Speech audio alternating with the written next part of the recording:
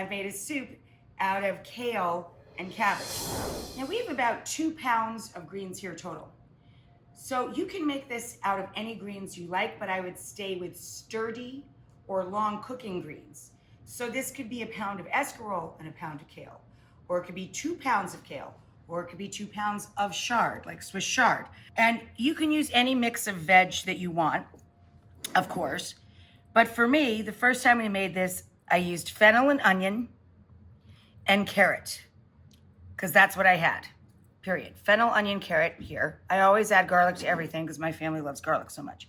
Today, I also threw in a couple of parsnips because I had them. I also added a little celery. I have olive oil sitting in my big old soup pot.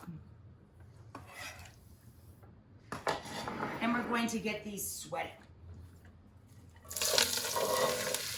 The soup pot is on medium-low right now. I'm going to turn it up a little bit now that we've got everybody in there. And I had several cloves of sliced garlic. Normally I add garlic a little later in a dish, but here there's so many vegetables and the garlic is sliced. It's not finely chopped. It's going to be just fine because the pot isn't that hot. A good amount of salt to draw out all of our liquids, of course. And now to kind of force this along a little bit, I'm going to partially cover the pot and let that sweat.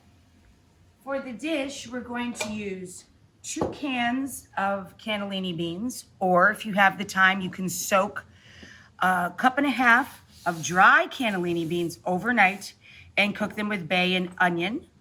You'll get a bigger crunch to them. They'll have more texture than if you use canned, but canned is just fine. And I'm going to add in our zest and our thyme while the veggies are sweating. Okay, so our veg is nice and soft. You can see it's giving off lots of its natural liquid.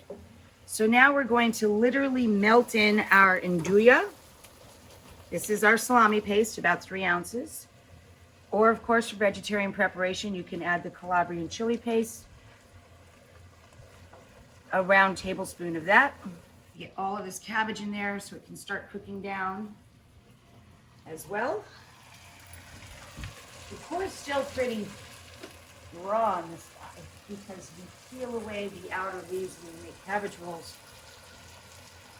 But the core we just pull out when we're done with that. So this is still pretty raw. It's going to take a while to boil into tenderness, to a nice tender place.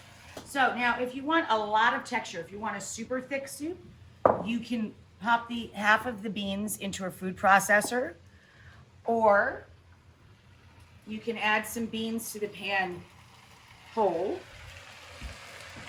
and take a potato masher and crush up some, and it'll make a starchier, thicker soup when you're done. I'm gonna wilt the greens with the lid partially on, just like we did the vegetables, to make room in the pot. And then I'm going to add our 2 quarts of stock, or as much stock as I can fit in the pot, literally. So this is our enormous pot of rich, thick, nutritious soup. We added the zest of lemon earlier. We finished the soup with the brightness of a squish of the same lemon cut side up.